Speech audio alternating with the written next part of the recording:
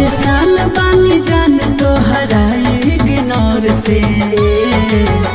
काहे देखला तना गौर से हम फसल बानी कहूर से। काहे देखला तना गौर से हम फसल बानी कहूर से। हमरो बारे में सोचा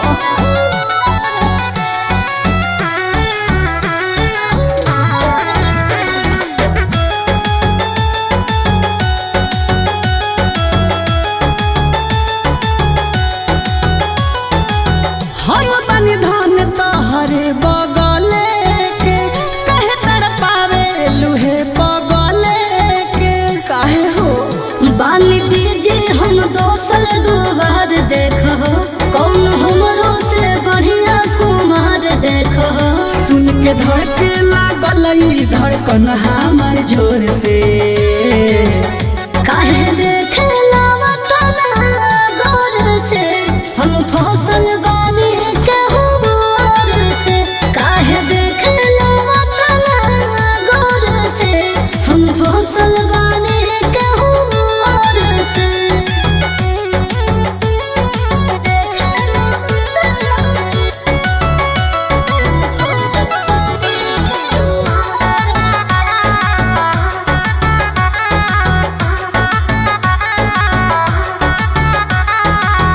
तोहरे मोहब्बत के मारल बानी छेना बनाल दूध फारल बानी बना के खा जा। कृष्ण बेदर्दी के हम मानत हई उनका सेवा न के होकर जानत हई। खुला ऑफर बा चंदन चंचल के ओर से। काहे देखला तना गौर से हम फसल बानी कहूर से। काहे देखला तना गौर से हम फसल बानी कहूर से।